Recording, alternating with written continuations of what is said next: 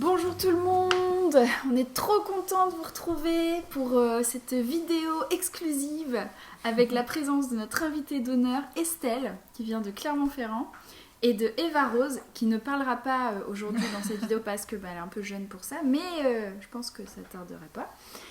Et en fait nous on voulait vraiment vous honorer comme nous on a été.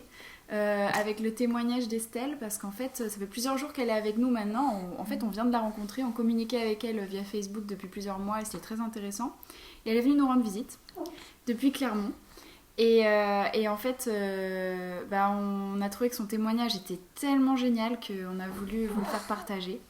Donc voilà, on espère que vous allez apprécier et voilà. Allez, à bientôt. À bientôt. Eh bien, bonjour à tous. Donc voilà, je me présente. Donc moi c'est Estelle, j'ai 22 ans et je suis de Clermont-Ferrand. Donc j'habite là-bas et je suis venue ici pour vous partager du coup mon témoignage, comment j'ai rencontré Christ, parce que j'ai pas grandi en fait dans un milieu chrétien du tout à la base. Et voilà, mon témoignage aussi est assez particulier parce qu'il s'est passé plusieurs choses. Donc j'ai le plaisir de vous le partager en tout cas. Donc je vais commencer par dire que j'ai grandi dans une famille cartésienne un peu, où on m'a jamais vraiment parlé de Dieu, où c'était beaucoup la science, on croit que ce qu'on voit, etc. Même si on m'a pas forcé à penser comme ça, hein, on m'a laissé libre depuis le départ, mais j'ai grandi avec un entourage dans ma famille où j'ai souvent entendu parler que Dieu c'est l'imagination, que ça n'existait pas réellement, le monde spirituel, tout ça. J'avais beaucoup de mes amis aussi qui ne croyaient pas du tout en l'existence d'un Dieu. Du coup j'ai grandi avec cet entourage là et par confiance en fait je me posais pas tant de questions que ça. Je me suis dit si ma famille le dit c'est qu'elle a raison, et du coup je les ai suivis dans cette pensée. Donc pendant très longtemps, pendant plusieurs années, j'ai grandi en pensant que rien de ce qui était spirituel n'existait, que Dieu c'était l'imagination, etc., que c'était pour se consoler, etc. Et du coup, j'ai grandi avec ce que la science prouvait, avec les faits, etc. Après, à partir du collège, j'ai vu qu'il y avait des personnes qui croyaient en l'existence d'un Dieu, qu'il y avait des musulmans, des chrétiens, etc. Donc j'ai vu que tout le monde ne pensait pas forcément comme ma famille pense et comme moi je pense. Donc ça m'avait rendue un petit peu curieuse, mais pas tant que ça. Disons que je m'y intéressais pas du tout. En fait, ça me parlait pas directement. Au collège, pendant les cours, on étudiait aussi les religions comme tout le monde. Et quand on étudiait les religions, j'écoutais, mais ça m'intéressait pas du tout. J'étais pas du tout plongée dedans. Ça me parlait pas. Je saurais pas dire comment, mais c'est juste que voilà, c'est des forteresses quoi. J'ai grandi avec cette pensée de me dire que c'était l'imagination. Je faisais confiance à ceux qui me l'avaient dit. Et du coup après, ça a commencé au lycée un peu où il s'est passé des choses. Donc au lycée, j'avais des amis qui s'intéressaient un peu au bouddhisme en fait, au chakra, méditation. Tout ça un peu, l'astrologie, etc. Il y avait beaucoup de jeunes qui s'y intéressaient à ça. Moi, c'était juste pour m'amuser que je discutais avec elle de ce sujet-là, mais je n'étais pas dedans. En tout cas, ça m'intéressait pas non plus. Et je me rappelais même que sur un blog justement de bouddhisme où ça parlait un peu des chakras, de la détente, de la paix intérieure, etc. Il y avait une partie qui parlait de Dieu, de l'existence de Dieu. Et moi, je me rappelle, j'étais devant et je m'étais dit ah non mais ça par contre, je pense pas que ça me parlera, ça, je pense pas y croire, c'est pas pour moi et tout. Et du coup, mes amis, j'avais quelques amis qui étaient dedans, mais bon. C'était un peu le moment où je m'étais posé quelques questions. J'étais un peu ouverte sur la question est-ce qu'il y a un monde spirituel qui existait, mais j'étais pas touchée, en tout cas pas pour le moment, et pas par le bouddhisme non plus. Du coup, quand j'ai grandi au lycée, faut savoir que j'ai eu 3 relations en fait qui se sont très mal terminées en fait, enfin en tout cas qui m'ont impacté au niveau de mon caractère et de ma manière de voir les choses. J'ai eu 3 copains où les 3 ruptures n'ont pas été faciles. Du coup, j'ai perdu un petit peu confiance en moi et je sais pas trop comment vous dire, mais j'étais entourée d'amis qui aimaient beaucoup faire la fête, qui étaient dans la drague, l'alcool, tout ça, qui eux se prenaient pas la tête, qui disaient voilà, on est jeune, faut profiter, etc. Que même si voilà, c'est mal passé, maintenant t'es célibataire, amuse-toi et tout. Donc j'étais un peu entourée comme ça au départ. Et en fait, à cause de ça, je saurais pas dire comment, mais j'ai un peu plongé dans les sites de rencontres, dans le fait de vouloir plaire, parce que d'un côté, ça me rassurait un peu de savoir que je plaisais, sans que ça me rendait heureuse réellement, en fait. J'étais très fêtarde, mais ma vie était un peu monotone, un peu routinale, en fait, et je pouvais pas dire que j'étais heureuse, quoi. Je pouvais pas dire que j'étais comblée, en fait. Et je le savais très bien au fond de moi.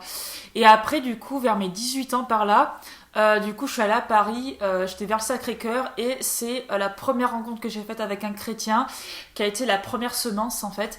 Donc, c'est quelqu'un, en fait, qui m'avait vu de loin. J'étais assise sur un banc devant le Sacré-Cœur. C'était un jeune homme que je connaissais pas du tout, et qui est venu me voir et qui m'a dit bonjour mademoiselle, excusez-moi de vous déranger, mais je vous regarde depuis tout à l'heure et je vois comme une lumière autour de vous en fait, et j'ai vraiment à cœur de vous dire que Dieu vous aime et moi je le vois. Et moi quand j'ai entendu ça, je savais pas trop quoi répondre parce que vu que j'étais pas croyante, je croyais pas à ces choses-là et tout, j'ai simplement dit merci, c'est gentil. Et après il a terminé par me dire ne vous en faites pas, peu importe votre opinion sur le sujet, il sera toujours là pour vous dans les bons moments comme dans les mauvais. Il m'a souhaité une bonne journée et il est parti. Et moi j'étais un peu sur les fesses en mode pourquoi, enfin je m'attendais pas du tout à ça en fait, ça m'a pas choqué ni dérangé, mais ça m'a fait plaisir. Mais je savais pas trop ce qui se passait en fait, je m'attendais pas à ça.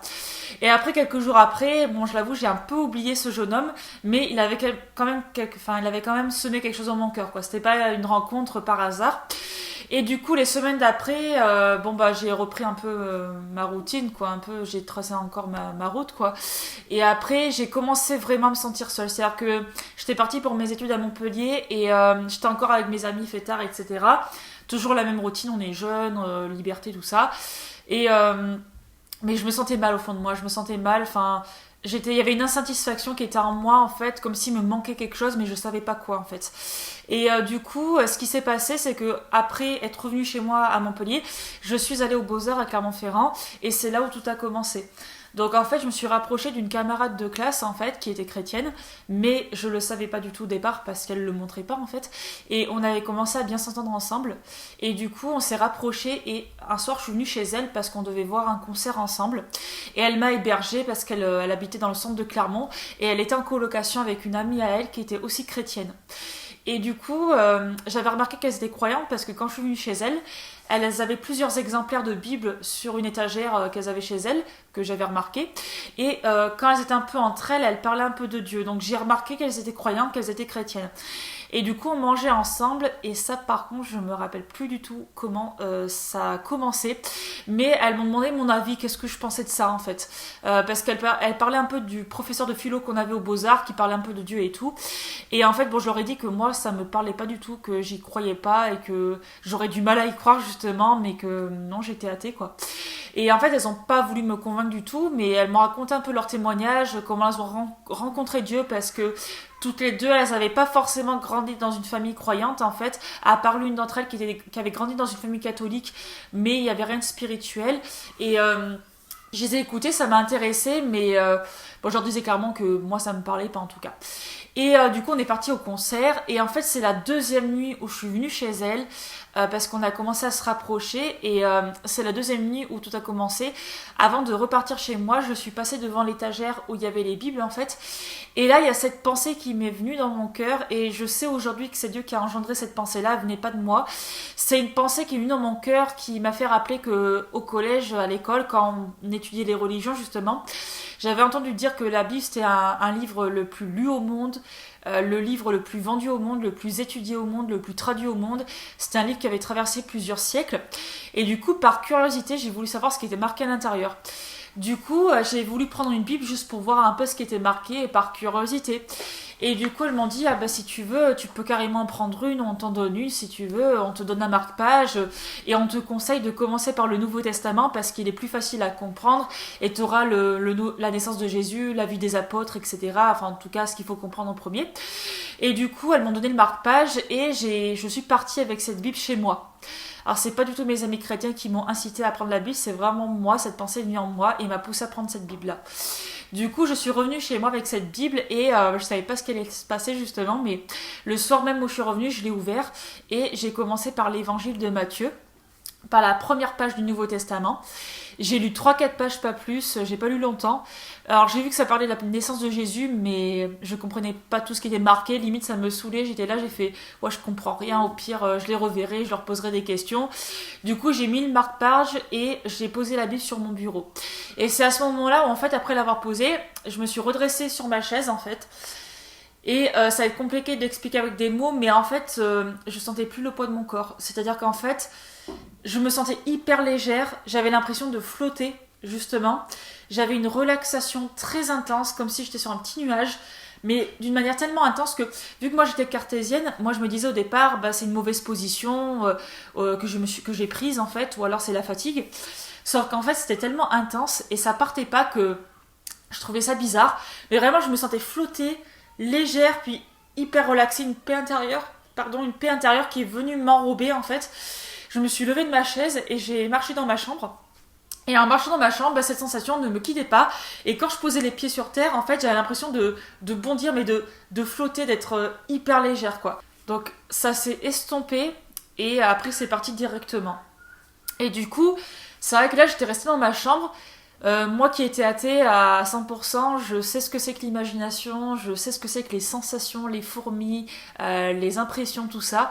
Je peux vous dire que quand j'ai vécu ça, ça m'a tellement marqué intérieurement, c'était tellement puissant que je me suis dit mais qu'est-ce qui s'est passé en fait. J'étais un peu abasourdie en fait. Je sais que ce que j'ai vécu c'était vraiment particulier, c'était pas une mauvaise position, il s'était passé quelque chose en fait.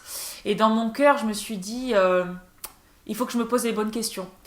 Du coup après ce soir-là il s'est passé une deuxième expérience. Alors ça m'a pas fait croire en Dieu directement, j'ai pas eu la révélation de Jésus directement, mais c'est des expériences qui m'ont amené à la rencontre qui est Christ, ou vraiment qui m'ont amené à la révélation. Du coup, en fait, la semaine qui a suivi après le soir où j'ai ouvert la Bible, il faut savoir que moi, à partir de mes 15 ans, donc c'était avant que j'ouvre la Bible, j'avais ce qu'on appelle la paralysie du sommeil et je l'ai eu une fois par mois à peu près. Ça arrivait tous les mois en fait, à peu près une fois par mois. Alors, ça change selon les personnes, ça peut varier. Moi, personnellement, je me réveillais le matin une fois par mois. J'étais complètement paralysée, c'est-à-dire que je sortais de mon sommeil, j'étais réveillée, consciente d'être réveillée, j'étais sortie de mon rêve, je sentais ma couette, tout ça, sauf que j'étais paralysée de la tête aux pieds, je ne pouvais pas bouger du tout, même pas un seul doigt en fait, je ne pouvais pas bouger, je ne pouvais même pas ouvrir les yeux, en fait j'avais les yeux fermés, la bouche fermée aussi, je ne pouvais pas parler, je ne pouvais pas voir, et vraiment j'étais paralysée. Donc c'était ultra paniquant, pas du tout agréable comme expérience. Et du coup, ce que je faisais en fait, c'est que je respirais profondément, je me calmais et je forçais à l'intérieur. Et j'arrivais à me débloquer, mais c'était pas du tout agréable et limite à peur de dormir en fait. Et du coup, ce qui s'est passé, c'est que le soir où j'ai ouvert la Bible et que j'ai reçu cette paix intérieure, cette immensité de bien-être, etc., que la semaine qui a suivi ce soir-là, j'ai eu 4 fois la paralysie du sommeil dans la semaine, quasiment tous les jours, alors qu'avant j'avais une fois par mois. Et là j'ai commencé à m'inquiéter parce que c'était encore plus intense, j'avais la tête à moitié enfoncée dans l'oreiller, j'avais qu'une narine pour respirer, c'était encore plus lourd et encore moins agréable en fait. J'ai commencé à en parler à mes amies chrétiennes parce que j'ai vu que c'était pas normal, je l'avais quasiment tous les jours et j'avais un mauvais pressentiment quand il m'arrivait ça. Et elles, vu qu'elles étaient croyantes de leur côté, elles m'ont dit que c'était une influence démoniaque, du coup, et que c'était parce que j'étais en cheminement vers Dieu et que ça plaisait pas à un certain être. Et du coup, elles m'ont dit, la prochaine fois que ça t'arrive, même si tu sais pas parler, tu dis dans ton cœur, au nom de Jésus-Christ, vous partez. Et le soir, elles m'ont dit ça. Je suis partie une soirée avec des amis, j'avais bu, donc j'étais encore plus affaiblie. Et le lendemain même, j'ai eu encore la paralysie du sommeil, et encore plus intense. C'est vraiment, j'avais l'impression qu'on me serrait tous les membres du corps en fait. Et du coup, j'ai pensé à elle et je me suis dit dans mon cœur, au nom de Jésus-Christ, vous partez. Et là, pour la première fois, en fait, vu que moi j'avais l'habitude d'être bloquée, moi j'attendais qu'il se passe quelque chose. Sauf qu'en fait, j'ai bougé mon bras et j'ai vu que je pouvais me débloquer en fait. Alors que normalement, je devais forcer en fait. Et j'ai vu que je me suis redressée naturellement, qu'il n'y avait pas cette sensation de lourdeur, j'étais débloquée naturellement, sans que j'ai eu besoin de forcer quoi que ce soit. Et là, j'avoue que j'étais sur mon lit, et là, j'étais un peu choquée, j'étais là, je fais « Oh, ah ouais, ça marche !» Et c'était la première fois, et j'insiste, c'était la première fois que je me débloquais naturellement.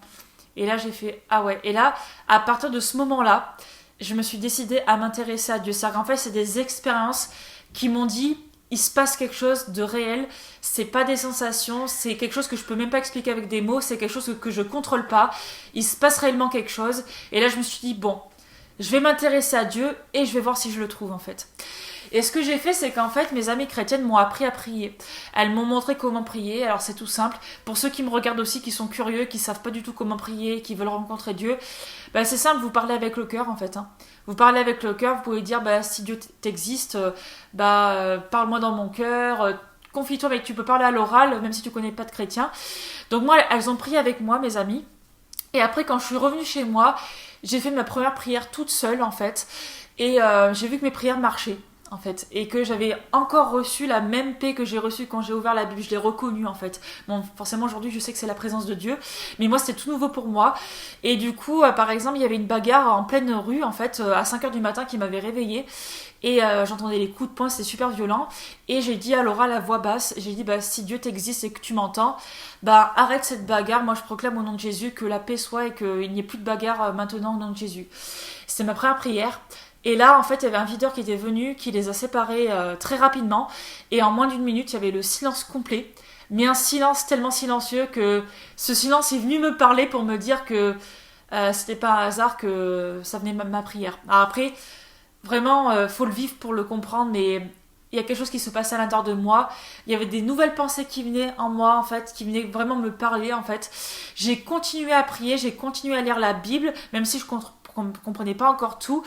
Et là, j'ai commencé à remarquer que je changeais sans faire d'effort, en fait. Que vraiment, à force de prier, de rester dans cette paix et de voir que j'avais des pensées qui me répondaient à mes prières, j'ai remarqué que dans mon caractère, dans ce que j'aimais faire, dans mes passions, je changeais naturellement, sans avoir besoin de faire d'efforts. Par exemple, c'est un exemple parmi tant d'autres, j'aimais beaucoup regarder les films d'horreur, par exemple, je regardais très régulièrement.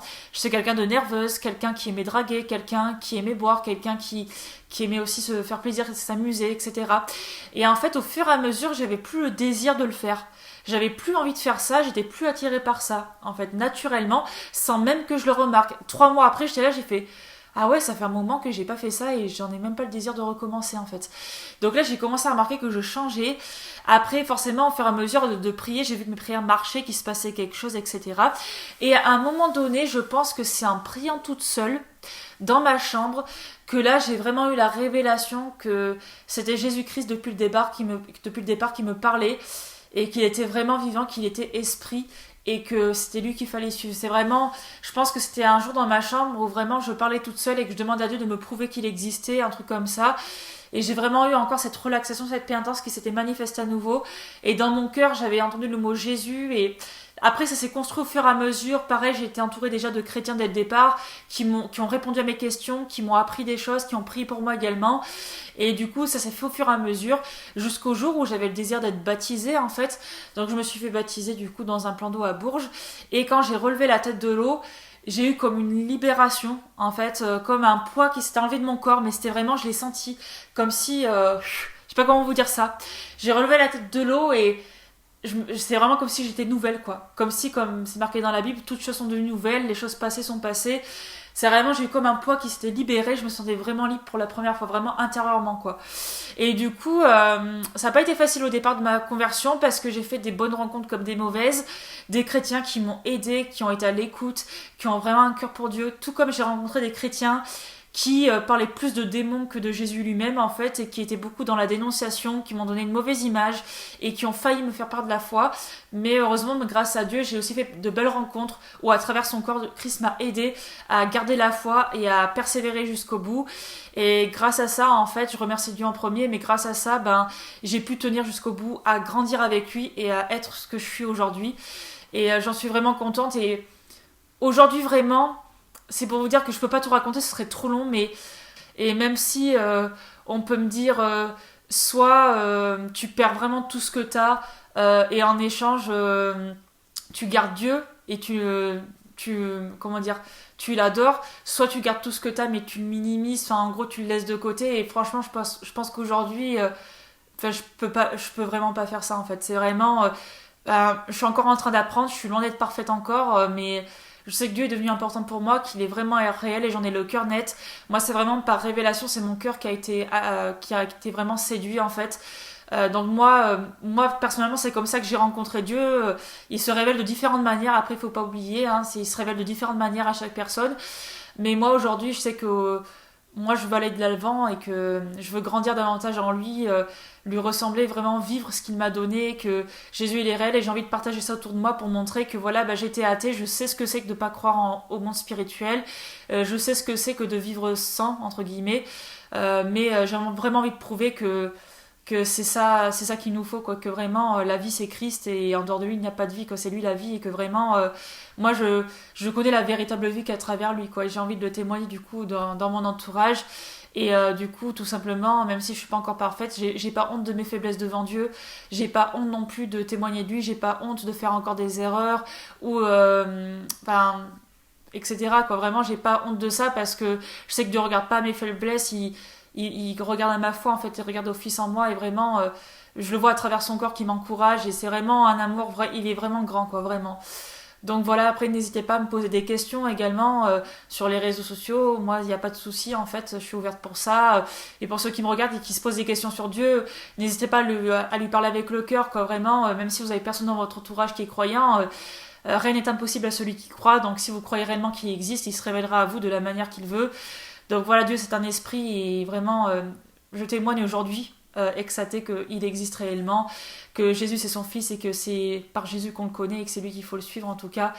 Donc voilà, après il parlera à vous de la manière qu'il veut pour que vous puissiez comprendre par rapport à votre compréhension, à votre langage. Mais en tout cas, moi je sais que je suis sortie de ça, il m'a sorti d'un beau pétrin, pardon, et que vraiment je suis fière de là où je suis aujourd'hui, quoi, voilà. Donc là, je vous mets en barre d'infos si ça vous intéresse mon témoignage qui est écrit, où il y a plus de détails. En fait, je détaille un peu plus mon passé, je détaille un peu plus ce qui s'est passé, parce que je peux pas tout dire en une vidéo. Et du coup, vous pouvez le voir sur ma barre d'infos.